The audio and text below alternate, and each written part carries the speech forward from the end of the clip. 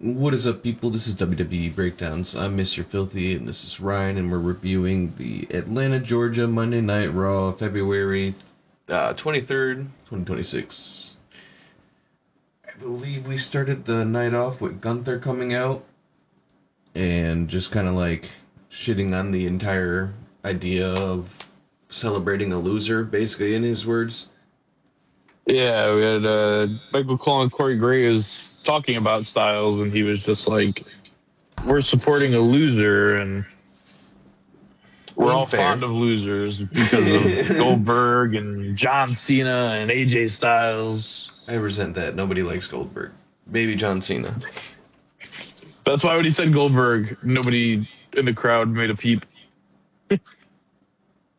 But they did for Cena and Styles, obviously. The crowd was weird tonight. Yeah, definitely not what you'd expect from a Georgia crowd. And then see any peaches. They felt so boring most of the night. Like, they were just like, I'm unimpressed. Yeah, and I mean, it was a good show, too. Like, the matches were actually really good. So I'm kind of surprised that they were as they were. It's like, we only came here for Offset.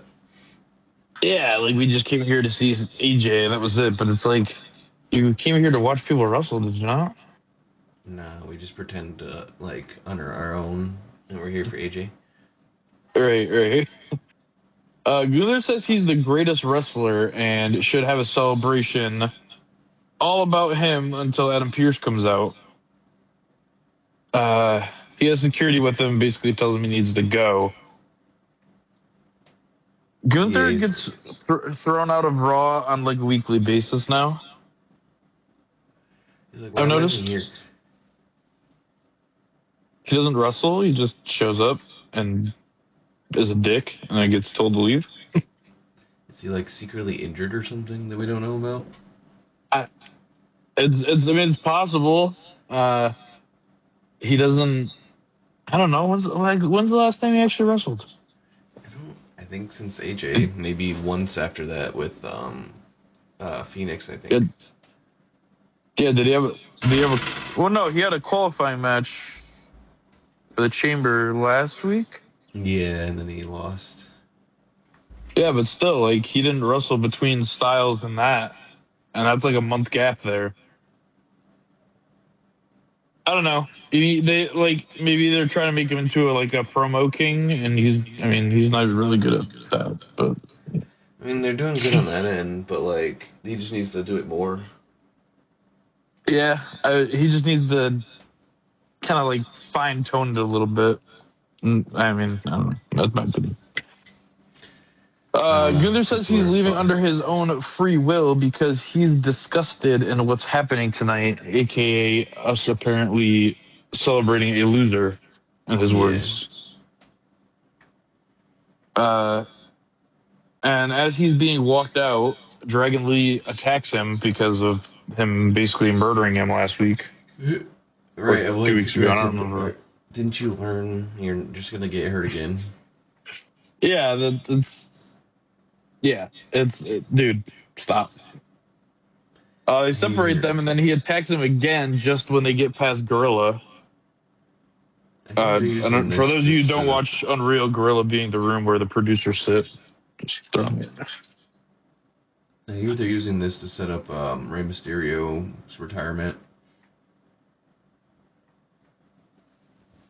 You know, Gunther doesn't need any more retirements. Doesn't need to do it to Rey Mysterio. He doesn't need to do it to Brock Lesnar. Let's just move past this. Right, with Open Challenge, I was thinking Gunther was going to do it, but then they're doing the Rey Fenix thing, so I'm like, he's probably not coming out for that. Unless he beats him. I was thinking Obafemi, but we'll talk about that when we get to him later tonight. I kind of hope not. It's too expected in a way. All right, what about Royce Keys? Is he even there still? The bro has not been on TV since Rumble. Yeah, that was his soft debut. They're actually planning an actual debut. That's stupid. They brought him in just to be like, hey, he's here, he's under contract. but we're not going to show you what he can do yet. Well, at least if you're gonna do that, like you're doing with Elma, just have him on fucking TV every now and again. But they don't even do that. At least, yeah. And if you can't commit to being there, at least maybe have him film something that you can show during the show or something, so that he's still in our minds. Then we get Cody Rhodes coming out to the ring, who does like a weird little stare down with Gunther before he comes down there. I don't think it's setting up anything. I think he just, Gunther's just that guy that nobody likes and just wants to look at because he's there. Right. Cody is basically, hitting the, what do you want to talk about? And the Vision music hits.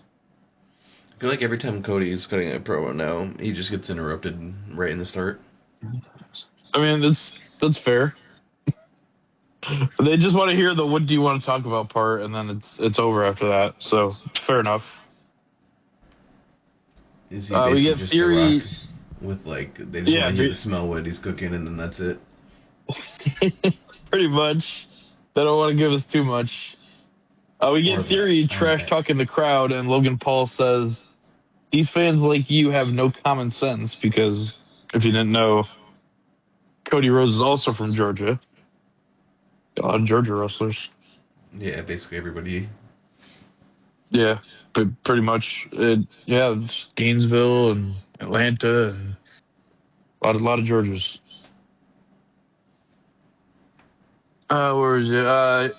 And then this part was weird to me because Logan Paul repeated himself. I don't know if you caught on to it, because he said when Reed wins tonight, we'll be taking over SmackDown, coming at you first. And then he goes on to say that Reed is going to win again tonight. Like, he repeats it, that he's going to win. I don't know if he messed up or if that was how it was writ or what, but a little strange. He's just jinxing his teammate again. Yeah, I think so. I don't know. Maybe it's just Logan Paul. And Logan Paul's not used to scripts. He likes to go into forests and on YouTube and just film random shit. His promos feel so forced every time. I just think it's because everybody knows that nobody likes him. That's fair. I might just hate him. That's why it doesn't feel good. Yeah, it's fair to hate him. I mean, all of Japan does. You know you're bad when we like your brother more. Yeah, and your brother's something. We're just going to leave it at that. Your brother's something. I'd rather have him in the WWE, if I'm even being honest.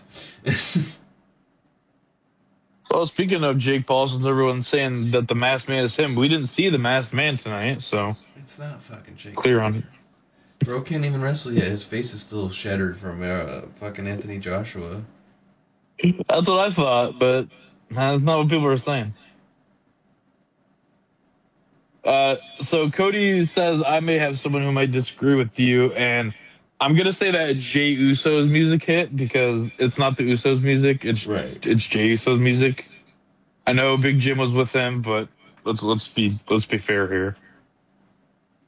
It's Jey Uso's music.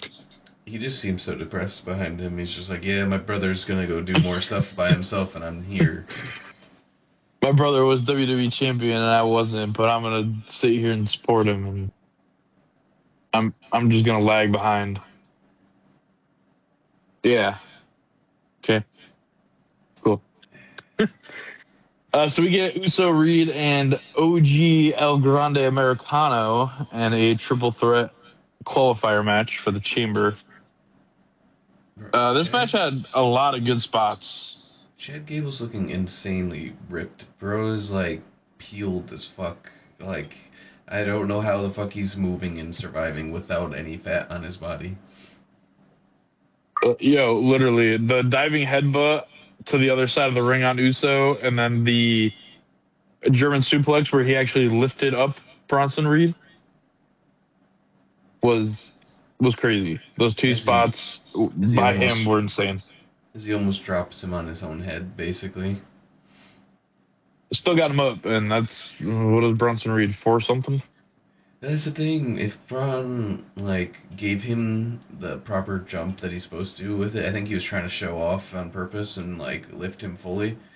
But I'm like, either way, that was Yo, not good. This dude almost for dropped real. him on his head.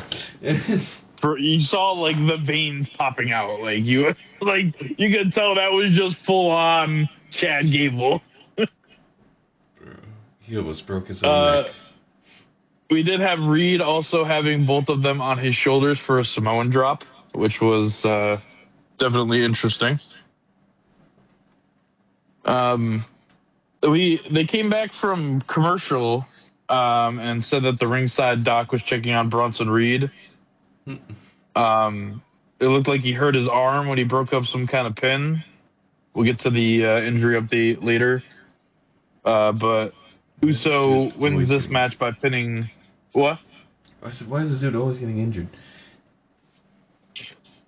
Yeah, didn't he just break his ankle like last year in the War Games match or the year before? Yeah, because bro's... And he was out for like a year? A chunk monster and jumping off of things when he shouldn't be. Uso wins by pinning El Grande Americano after an Uso splash because obviously Reed was... I don't even know if they took him to the back or they just left him out there. I honestly don't. They didn't say. They left him to the fans to be devoured. I mean, it's definitely possible. Because even when they did the injury update, they never said that he was brought to a local hospital. Just saying. Then we get Dom and Liv coming out, and Liv's supposed to make her decision tonight to say who she's gonna face at WrestleMania. So Dom invites both women's champions to come down to the ring so that Liv can make a decision. And if I was Jade Cargill, I'd be pissed. I'm just going to say that before we move on here. I think she was just like more laughing at the fact that bitch got hit in the head with a microphone. She was just like, oh, okay, I'm glad that's not me, and then walked out. Yeah, literally. So Liv like acts like she's like being respectful and feeling bad for Stephanie, and then like you said, just beat her in the head with a microphone. And Jade was on TV for all of, I don't know, 2 minutes, counting her entrance. I don't know. Like, if I had to fly there just for that, I don't know. I'd probably be kind of mad. Right. She kind of became an afterthought. Yeah.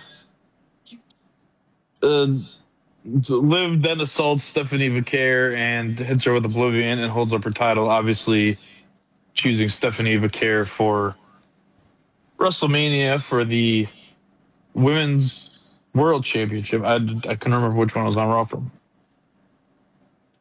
Yep, so that match is set up now, so we know who Liv's choosing. So that means that the Women's Elimination Chamber match will determine who's going to fight Jade Cargill. Which kind of makes no sense that they did it so early, considering the fact that she literally in her most recent promo was like, I'm not going to tell anyone anything anytime soon, and then immediately tells everybody everything. Well, I think they were, like, because they insinuated on SmackDown, like, out of nowhere that she was going to choose on Monday. So I don't know if she put something on social media or it was just like, hey, you need to choose before the chamber. So, like, you know, people know what title they're going for. I don't know. They didn't really elaborate on it. They don't know what they want to do. No, I'm just kidding. I mean, maybe they don't. I have no idea. Like, just Liv. She's the stereotype. Now, does it have to be a SmackDown superstar that wins it to go for the SmackDown title? I don't know. Raquel goes to SmackDown and steals the opportunity and wins the other title. Judgment Day takeover. I mean, honestly, out of everyone in that match, Raquel's probably the only one that can match power with Jade. And she looked the best in that match, but we'll talk about that later. That match looked awful for like most of it. Yeah. We see Javon Evans backstage with Offset. I don't know who the hell that is. Dude, sorry if that offends anyone. It's a dude from the Migos or whatever, that group. He also was the Lost. guy who like dated or married Cardi B, I think, and he like beat her or something. I don't fucking know. Oh, dick. Uh, so the New Day feels disrespected because apparently they have invited Offset to shows and he never showed up, and they are angry. So Kofi tells Evans that he could never even lace his boots, and that sets up a match. But they never said that it set up a match. It just kind of happened later. Right. So yeah, That was Offset. weird. There should have been like someone attacking someone and then a match happening, or like or whatever, or Offset not just standing there being there for no reason other than to So make the Offset crowd go, basically yay. told the New Day that he told the New Day that they suck, and then that caused Kofi to tell Evans that you suck and you're Anyway, People suck. Anyway, so we get Mexian and Natty next, and I don't know why this match happened. I thought the beef was, well, I don't want to say I thought the beef was settled, but I thought, like, I don't know. The match she was attacked him last week or whatever, so I knew it was going to continue. But, like, it was really stupid because all that happens is Natty and her wrestle a little bit, and then they fall outside the ring. Natty pushes her into a fucking pole. And the ring post. Yeah, into a post, and then it looks awful. Like, it looked like she basically missed and had to drive herself into the fucking post in the first place. And then, for some reason, that's it. That's all that happened. She's just knocked out now. Yeah, so the referee stopped the match, which means Natty won it, and I get what they're doing, because Natty's heel, and they're trying to make her look like, big bad. But you just buried a former women's Intercontinental champion. Well, even if you're going to do that, like, at least have them wrestle for more than 5 seconds. Why was that match even going to be there in the first place if it was literally just like, punch, fall out of the ring, kick into a post, it's over? At that rate, you might as well just had Natty interfere during her entrance and do that, if that was just going to happen anyway. Right. Why even have the match at all?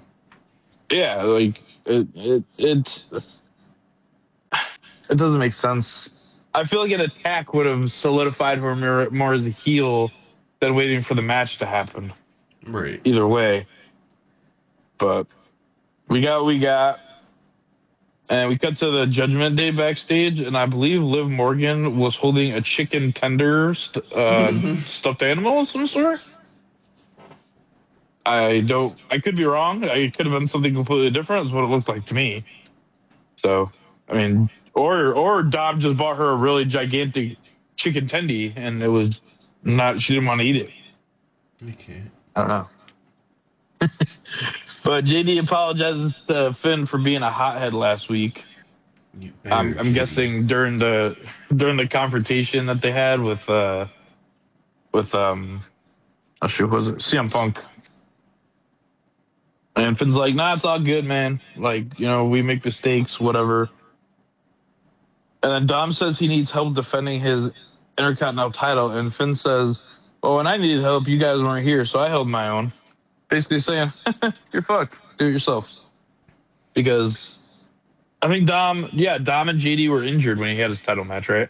Yeah, something like that. But either way, I don't know. I think this is going to be a turn for Finn. I think he's leaving the Judgment Day. I think even if he loses at Chamber, which probably what is happening, there's going to be something there.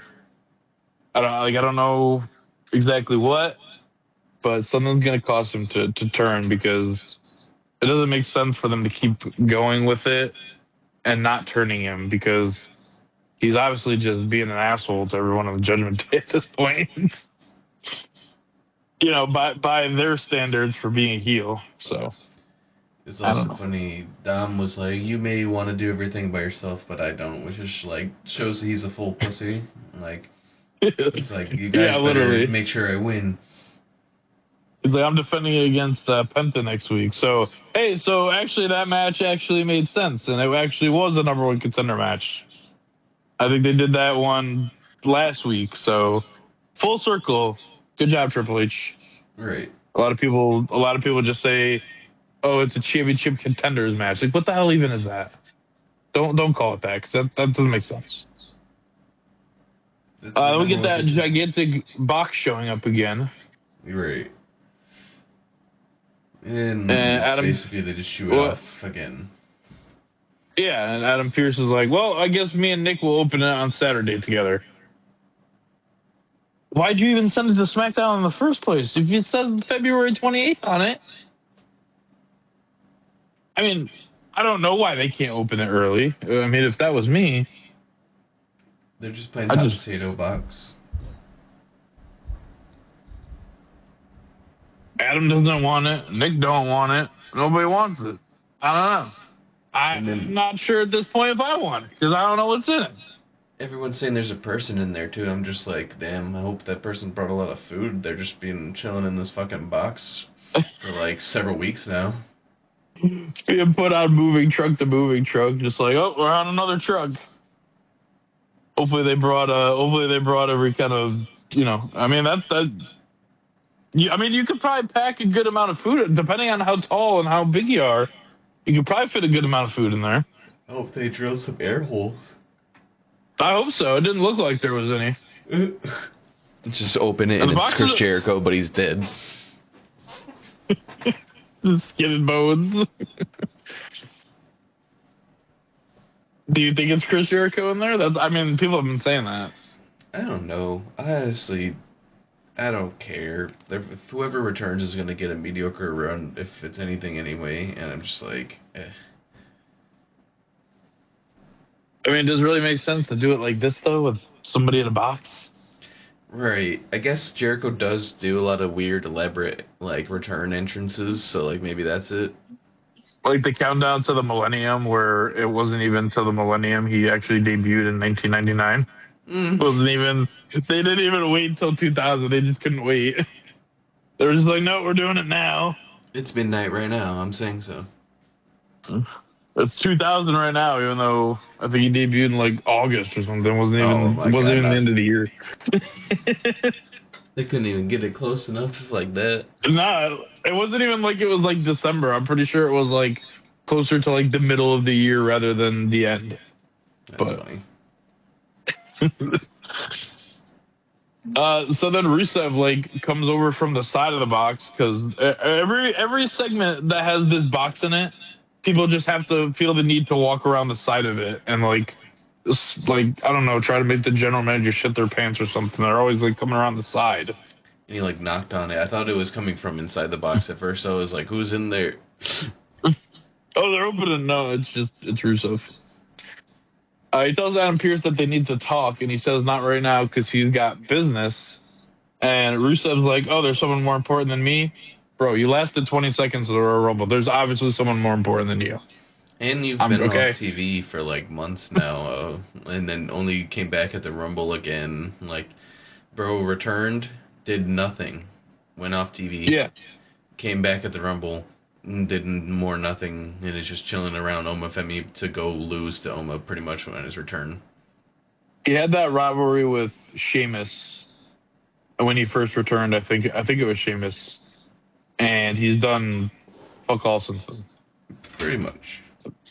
And that's the, like, they even brought back the Happy Rusev Day T-shirt, and still are like, okay, now what do we do now that he's got his good T-shirt back? Triple H has too many wrestlers. We need a third brand at this point. It's like getting like that. Well, I mean, I think that's why they have like Main Event, which I mean nobody watches, but that seems to be where like Rusev's been wrestling on. But the thing with Main Event is, I think it's only on the YouTube channel. I don't even think it has a TV deal. So bring back ECW. It's like how much are you really making? Bring back ECW. Third time's a charm. Yeah, I mean, I don't know. People didn't like the first revival of it. Third time's a charm. Maybe. Oma Femi off screen says that yes, there is, alluding to, is there someone more important than me? And Rusev tells him he talks too much for a rookie, so Oba tells him to shut him up. And Adam Pearce says, no, we're not going to do this tonight. And he's like, tonight's for AJ. And they're both like, okay, yeah, for AJ. Wasted opportunity. I'm sorry. The AJ Styles segment was 15 minutes. Not only You could have that, did that. do all the other matches now in turn disrespect to AJ Styles because it wasn't all about AJ Styles? Like, what the fuck are you even saying, Pierce? Right? Why? Because you think that's a main event worthy match, but no, because AJ Styles has the main event. Like, you could have at least set it up at Elimination Chamber, man, if you didn't want it to happen tonight, but you didn't even do that. You didn't even do that. And if you did, you didn't tell us. And I know he didn't set it up because Adam Pearce has, like, a freaking hard-on for saying, oh, it's official. He loves saying that. Right. And he didn't. So I don't think it happened. But he didn't say that Javon Evans, Kobe King. Well, he wasn't at that segment. Whatever. Then we get Brock Lesnar and Paul Heyman. Paul Heyman, are you with the Vision or are you with Brock Lesnar? Pick one. You can't. You flop it. He basically said in a promo too that like he's above all things the advocate for Brock Lesnar. So he basically said, like, straight up, like, oh, if the Vision, they can go fuck themselves, basically. I'm Brock Lesnar. Yeah, if I'm out here with Brock Lesnar, I don't care about them. Nope. Which is fair. Like, Brock Lesnar would kill them. True. So they basically, Paul Heyman and Brock Lesnar basically do, like, an open challenge for WrestleMania. And, you know, Paul Heyman repeated oh, no one back there is brave enough to kayfabe. I was waiting for somebody to come out. Somebody. Right. But no one did. And it's strange because it's like, you know, you're going to keep saying that if anyone wants to take the challenge, they have to do it face to face. And no one back there is man enough to do it. And it's like, no one's going to come out. I mean, I know it's Brock Lesnar, but you guys are wrestlers. That's what you do. You wrestle and you get hurt. Yeah, and then it seems that they're building it for another night for somebody to come out. But then it's like, now you just kind of look like a pussy because you didn't come out on the first night. I mean, if you didn't come out on the first night, I hope you are going to give us a reason and have a good one. Otherwise, it's a little confusing why you didn't just come out in the first place. Then we have Javon Evans and Kofi Kingston, the match that started from the backstage segment, which Michael Cole informed me of. Well, informed all of us of. This match was pretty, I mean, fast-paced, obviously, as expected, because the people that are in it. It was pretty good. The ending was... See, WWE has this thing with involving celebrities a lot. I mean, I guess everybody does it now. But they had Offset throwing Waller over the announcer table, distracting Kofi, which allows Javon to hit the OG cutter and pick up the win. And Waller just fucking jumped over the table. He didn't really, like, fly over and fall. He just was like, I'm just going to hop over this. He took the L. We'll just say that. He definitely took the L and just kind of, like, hopped over it, like you said. He didn't even, like, make it look like he even got thrown. He just kind of, like, flopped. So that was a little out there. But, I mean, also, Offset's not a wrestler, so you kind of have to, like, improvise with things like that because they don't know the proper way to do it. Javon did a bunch of good stuff, but because he does all this crazy shit that I've never heard of before, I don't even know how to review his matches because he's just doing, like, quadruple backflips everywhere. Michael Cole did say we could see an OG cutter off the pod, and you know what? I am not against that. I would like to see that. The bro's about to break his neck. He probably would, but...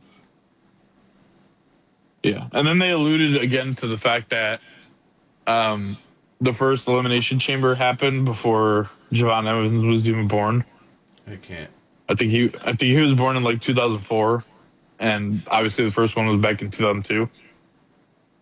So that was a little bit funny. There's I don't know if anybody knew that. I've seen it on Facebook, and then he said it tonight, so I just thought it was funny.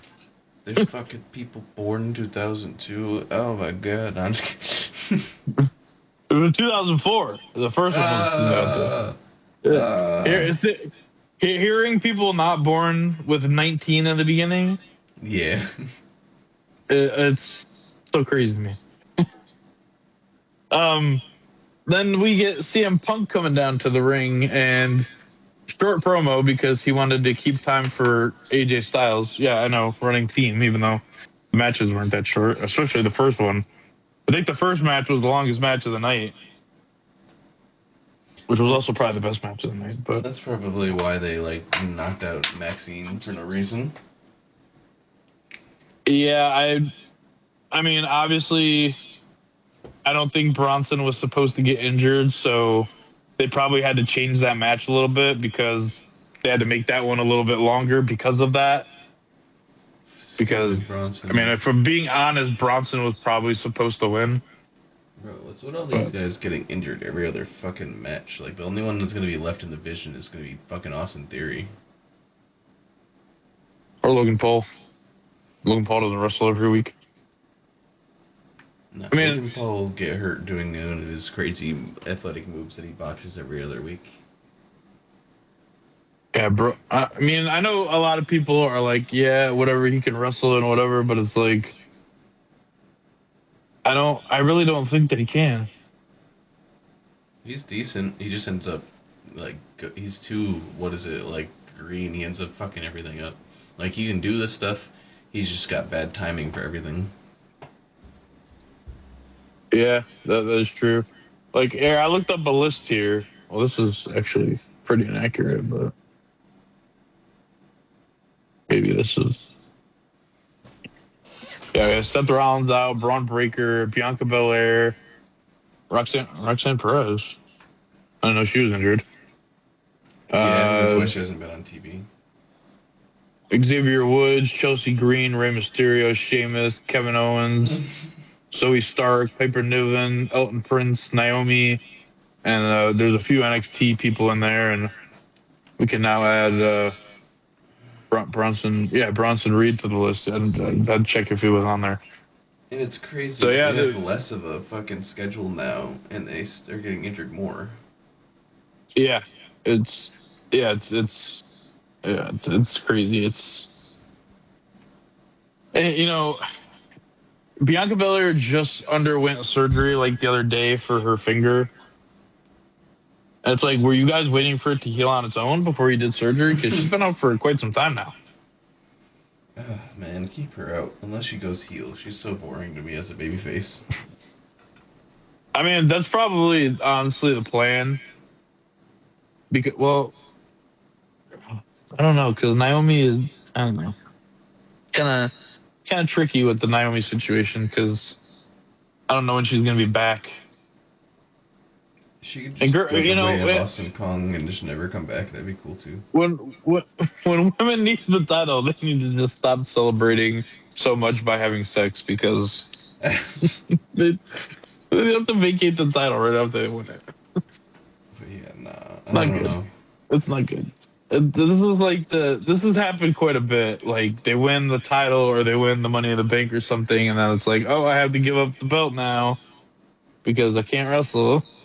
I don't know, y'all be on birth control. I know you can plan your pregnancy better than that, girl. Fucking yeah, as a professional. Becky Lynch, when it happened with her, she didn't wrestle for 4 months, and we were all just "Where's Becky?" And then all of a sudden, Asuka wins the Money in the Bank match, and now she's champion, and she came up with this piano gimmick, and it was a little confusing. Anyway, back to the show. We had CM Punk talking about what ifs, and he talks about how, what if Finn didn't do the things that he did, then he wouldn't have a title match. Right. And I'm sick of people saying, oh, this would ruin the main event of WrestleMania. Honestly, if CM Punk did lose, it would just be a triple threat, and it'd probably be a better match than we had anyway. Or it's Finn versus Roman, and I get to see Roman lose again, and that's why everyone's so mad. I would like to see Roman lose. I would love that, but would they do that? I don't know. I hope so. Have him beat Roman a second time. Justice for Finn. Yeah, I mean, he's beaten Roman once. He can definitely do it again, right? I mean, they're trying to, like, come on, build Finn back up to this main event star that we know that he is. Make Roman a bitch again. Make Roman a bitch again. Yeah. Demon. We need Demon Balor. That's what we need. He then tells us that Roman Reigns isn't here, but CM Punk's like, hey, I'm here every week, 2 feet in the mat. But yeah, the fucking Roman will be there next week. For some reason, they just would not react to CM Punk at all. Yeah, I noticed that. That was. I mean, I assume it's because he was talking about other cities, and when you do that, the crowd seems to get really like angry about it. But he has said like a billion times that city's like cool or whatever. I don't know. Atlanta's a bunch of weirdos. Because he's like, oh, we're gonna be in Milwaukee next week, and Roman will be there, and the crowd like after that just like got like pissed. Maybe they're mad that Wisconsin is getting Roman Reigns, but they didn't, and they're in Georgia. I don't know. Yeah, I don't know. The whole match or the whole show, they were acting weird. Yeah, that is true. Punk says, what if he doesn't wait till WrestleMania and he just punches him in his stupid face next week? Fair. I mean, yeah. Well, why wait? I mean, you're kind of jumping the gun though. Like, what if Finn beats you? I mean, I know you did ask that, but you can't just jump the gun like that and just say, oh, you're gonna punch Roman in his stupid face because what if you're not champion? Just beat up Roman anyway because it's awesome. I mean, yeah, yeah. He should do it whether he's champion or not. And then Punk says he doesn't have to ask himself the what ifs, like, being champion because he is champ, or is he good because he's the best in the world? And he is the main event at WrestleMania. Maybe. I mean, well, he's supposed to be. See, it's like this, right? We have 2 Royal Rumbles now. So the Royal Rumble gets you a main event spot at WrestleMania, right? Night 1, I feel like, should be the women's, and then night 2 should be the men's. Night 1 should end with Liv Morgan and Stephanie Vaquer, and night 2 should end with Punk and Reigns. Are they going to do that? No. Why? Because the Royal Rumble doesn't make sense. Wait, so what are they doing then? I mean, maybe they'll do it that way, but I've noticed that what WrestleMania was it where Sammy and Kevin main evented and won the tag titles. That wasn't a Royal Rumble victory. Fair. And they've done that with other stuff too. Like the women don't seem to ever main event, but the women show that they can main event. It's because they have genes, obviously. I don't know. Just put on some short shorts, man. It's late at night at that point. No. Women equal bad. Of course. It's not that bad. I mean, come on. We had Lita and Trish Stratus main event Raw back in 1999, and women's wrestling back then, everyone hated. Nah, sexism, women bad. Yeah, maybe in... women.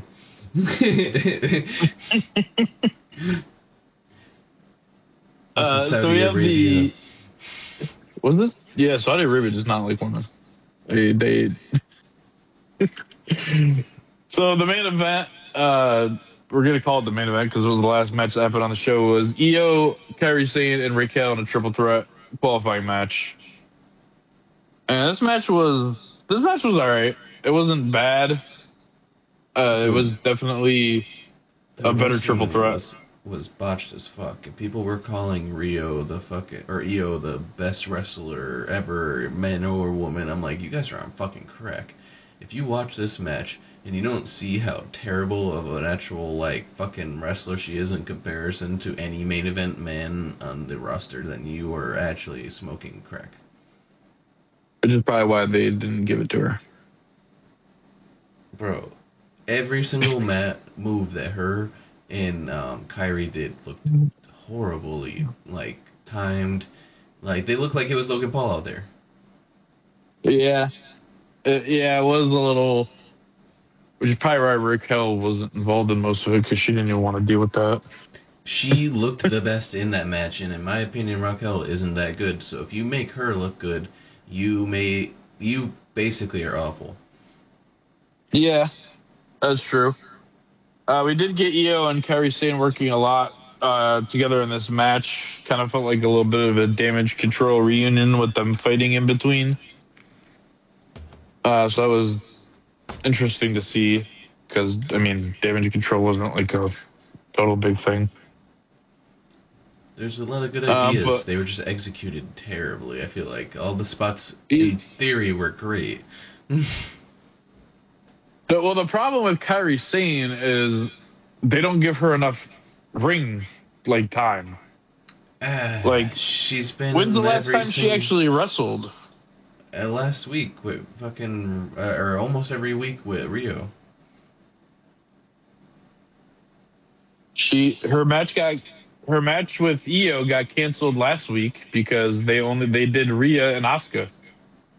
Yeah, but before the last 2 weeks, she's been wrestling almost every week and on every pay-per-view with Rhea. Well, when it's just her, it doesn't seem like she has many matches.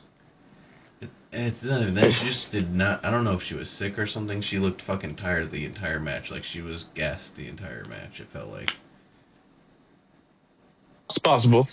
And I feel like that was fucking her up because she wasn't able to do the shit she was supposed to. She almost ate shit on that suicide dive. She got caught with her leg a little bit on the way out, and that could have been really bad.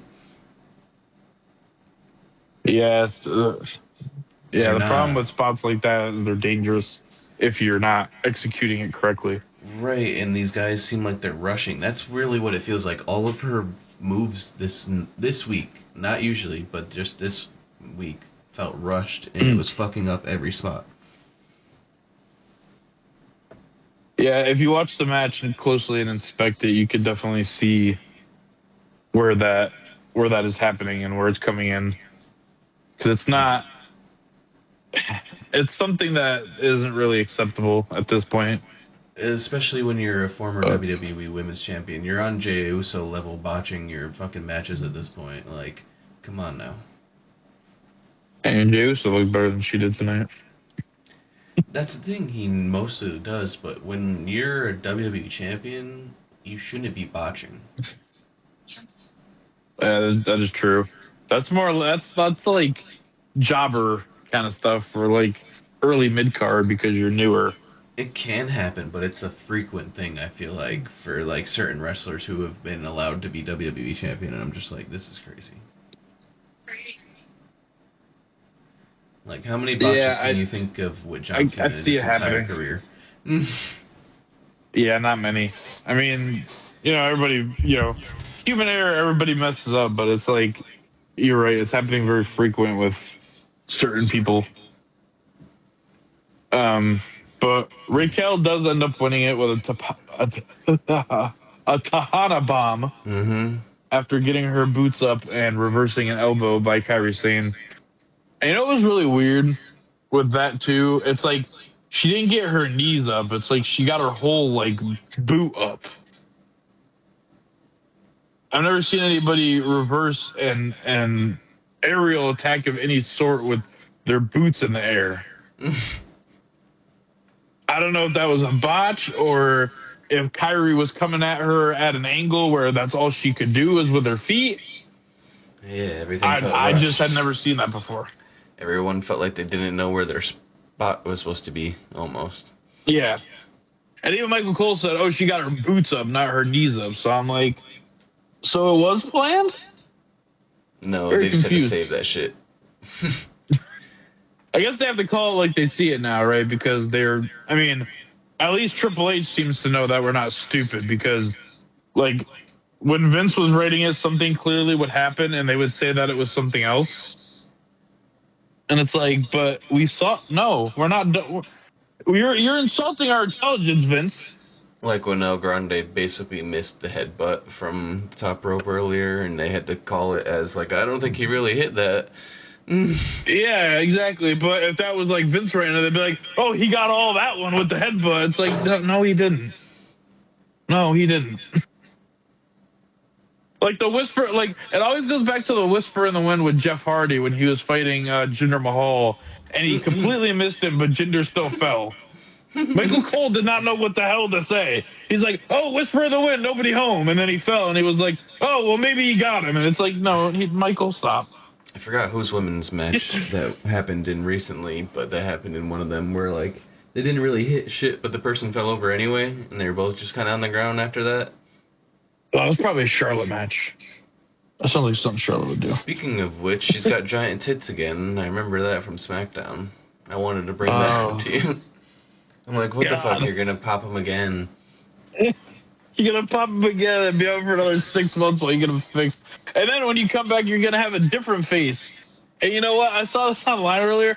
Props to 2K for getting her face like almost perfect, because with how much she changes it, it's definitely difficult. When you look that much like a man, I'd imagine you have to put a lot of work in. Yeah, when you look that much like your dad, Ric Flair, yeah, I would want it too. Then we get the news that Reed is out of action with bicep tear of some sort. I don't remember exactly what he said it was, but I guess, I guess when he went to break up the pin, he kind of like fell on him and like with his arm kind of hooked it. And then he was looking at his arm after. They showed us the clip afterwards, and yeah, he definitely tore something in his bicep there. So the Division has Theory and Logan. Logan Paul left. That's it. So much for the Vision. Everything in the universe was basically like, we're gonna end this faction before it even starts. I mean, I was reading reports. I don't know if Theory was ever supposed to join it, because I know that Braun Breaker wasn't supposed to turn on Seth Rollins until next year, but they pushed it would be this year now, but they pushed it forward because of the injuries. So I don't even know if it would have lasted after that, if they still would have had Austin Theory, because there would have been no reason for the masked man angle at that point. Yeah, but now, unless they add another person, it's basically over. And it's like, who else could they add? It doesn't really make sense for anyone else. Now that means they're gonna push Logan to the fucking moon probably, and now he's gonna get everything, and I'm gonna have to kill myself and never watch wrestling again. Oh, when him and Theory take the tag team titles away from the Usos, it's going to be a sad day. Because you just know that's where they're going to go from here on out, if they're actually going to push them like that. In a tag division, I don't care. But just keep that man away from the WWE Championship. I mean, he's had championship matches for it, and he's failed every time. I would take Austin Theory, and I don't even like him, over Logan Paul as WWE Champ any day. Oh yeah, sure he's not good, is he? I'm sorry, Logan Paul. He's just a tool.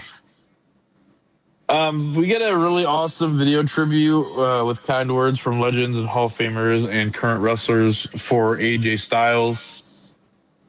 It was a very good tribute. WWE's good at doing this kind of stuff, I would say. Yeah, it was pretty emotional. AJ definitely. He kind of recaps his career and before WWE and onwards, and I remember he was talking to his wife and his kids, saying that he wasn't around much, but he's gonna basically try to be there for now. But I mean, that's the story with every wrestler, right? We see how much they're on the road. I remember watching the Monday Night Wars thing when it first came out, and I think it was Razor Ramon was talking about, Scott Hall was talking about how they went to WCW because in WWE it was like 300 something days on the road, and WCW only wanted like 256 on the road. Yeah. I mean, so that's more time with family and more time to take off and heal up. So I feel like that's why a lot of people went, because it was like, less days because there's more talent. I don't know.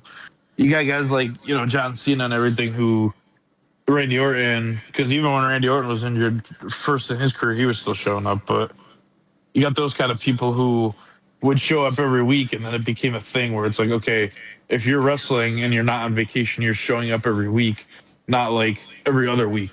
Like, if you watch Raw from like the early 90s, you would see that some people were on TV 1 week and then didn't show up for like the next like 2 weeks, and then they were back. So, yeah.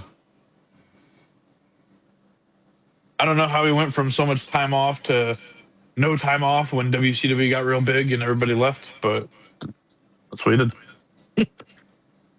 And then now they have a way less loady schedule, isn't it? More close to the WCW type schedule, basically, now. Yeah, there's some people where you don't... I mean, you still see them because, like, if you saw the video package that Becky Lynch did tonight, I don't think she was actually at the show. I think that's something that she filmed and they just played it tonight. Right. So, it's kind of like that now, where you're kind of on TV, so you're relevant, but you're not actually in front of the camera, which is fine because you're still progressing the story where, you're just not physically there because of, whatever. They're doing The Rock. Oh, yeah, via satellite?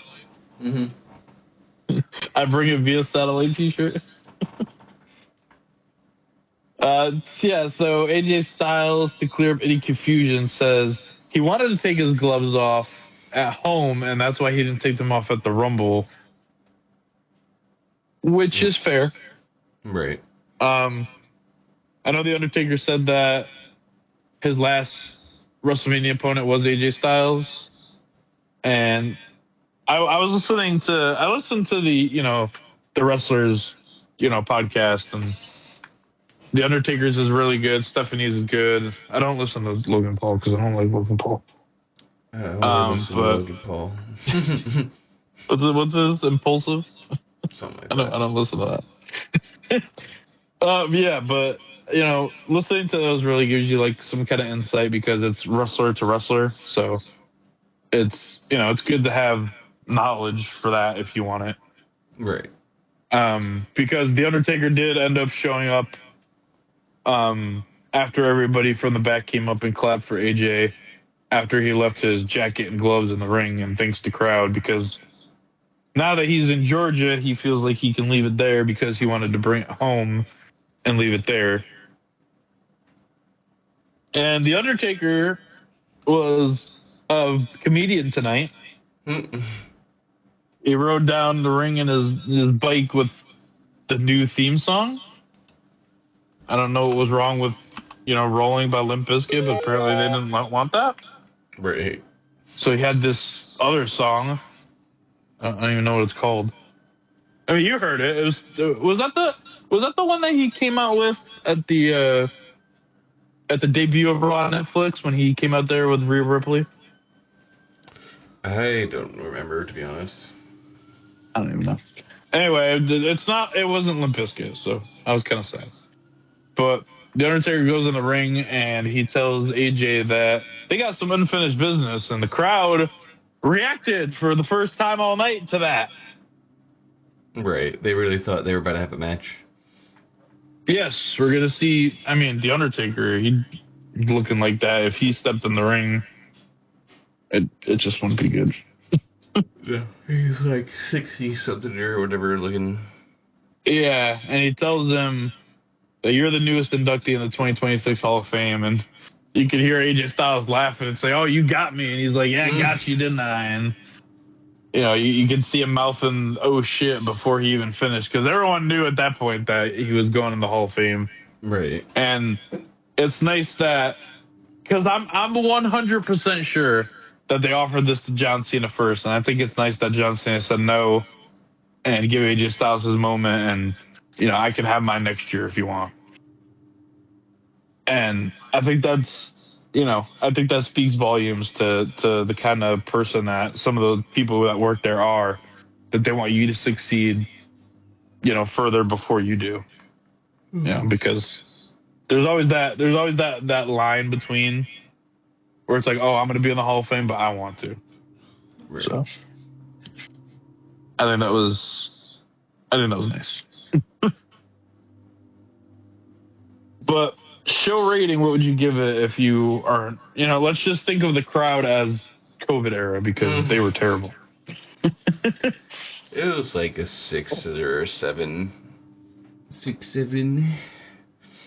The women's match hurt it that much for you? It just made no sense. And then, or not that, the Maxine thing made no sense, and the women's match was just bad. And then, like, what do you call it? What was the other match that was kind of like rushed feeling? Giovanni Kofi? Maybe at some points with that, but because Kofi is so professional, I think he kind of kept it in pace, more or less. There was only 4 matches tonight, wasn't there? Something like that, yeah. It was the triple threat at the beginning, Maxine Natty, Javon, Kofi, and then the other triple threat for the women. That was it, right? Mm-hmm. There's a lot of segments tonight. Wow. That's also why I want to make it like a great match, or a great show, because it was just 90% commercials and 90% people talking. The problem with the shows right now is that, well, I mean, now we're done with it, but the problem was that they were doing Elimination Chamber qualifying matches, which is fine because, it builds up the pay-per-view, but I just feel like they don't get enough time to tell the story that they're trying to tell, because they're filling in time with these matches. Right. So, I mean, like I said, it's fine that they're doing that, because I love the Chamber. It's my favorite event of the year, and I love that, they don't just throw it together like they used to, but, like I said, at this point, it's awkward because it kind of drags it away from the story that they're trying to tell, because Triple H is very high on stories, you could tell, and he's very good at writing them. It's just hard when you have an event coming up that you have to do certain matches for, and you can't just throw together. Because when they do qualifying matches this way, we get mid-carders in there, like Trick Williams and, some other guys in there would have never made it if it wasn't for those matches. Right. So, I feel like that's good. But, yeah, I mean, 6.5 probably for tonight, because, like we said, it just wasn't there. Yeah. As it is, because it was a tribute to AJ, nothing really actually happened all night other than a tribute to AJ. So, in terms of, like, overall quality of, like, pushing the narrative forward, that shit was mid. In terms of, like, giving AJ a tribute, it was fine. Yeah, I mean, I loved the tribute, and I loved the surprise Hall of Fame thing. That was fine. It was just, like you said, it kind of brought down the quality and the meaningfulness of the matches a small bit. So. Right. And we didn't even get anything expanded on that Femi Rusev thing. They were just kind of like, yeah, we're not going to do it tonight because tonight's about AJ Styles, even though it's called Monday Night Raw. Right, I was thinking he was going to, like, attack him backstage or something, like Rusev to Oma. Yeah, and instead we just got, like, I'm sorry, since when are heels respectful to other people? Right, he doesn't give a shit that AJ Styles is retiring. Rusev's character doesn't give one shit. I don't know. I don't know. But we did see Stone Cold and a lot of other guys talking about AJ, saying that he was. I mean, Stone Cold said that he was the best wrestler to ever have 2 feet. I mean, that's an accomplishment in its own. Getting getting a compliment from Stone Cold even. Now we just insert that one guy from like the Ruthless Aggression era with the one leg. What's his name? That Kurt Angle was like beating up. Zach Gowen. Was that his name? Yeah. And then he comes in and is like, oh yeah, well I only got 1 foot. Brock Lesnar beat the shit out of that poor kid. Yeah, that's what it was. Not fucking Kurt, it was Brock. Well, I think it was Kurt too at the beginning. And then after, like, this guy just... this poor guy. They're like, let's beat up cripples. That's what we do here. Yeah, well, hey, this guy's got 1 leg and he doesn't use a prosthetic when he wrestles, so... I kind of get why, though. Like, imagine being put in the walls of Jericho and, like, your leg just, like, pops off. That'd be funny, and then you just beat him with his leg. The referee doesn't know whether to disqualify you or not because it's technically not a weapon. It's this dude's leg. It's like if I grabbed his arm and made him hit himself with it. What are you talking about, ref? Right? Nah, I'm using body parts, man. That's what we're supposed to use. Doesn't hurt. See, look. But if you don't have anything else to add, I think we can wrap it up here. Yeah, I think that's it for me as well. It is after midnight. But if you guys enjoyed, please leave a like and subscribe. Leave a comment and let us know what you think. Have a convo with us down in the comment section. And we will see you in the next episode. Absolutely. Thank you guys so much for stopping by. All right. Peace out. Deuces.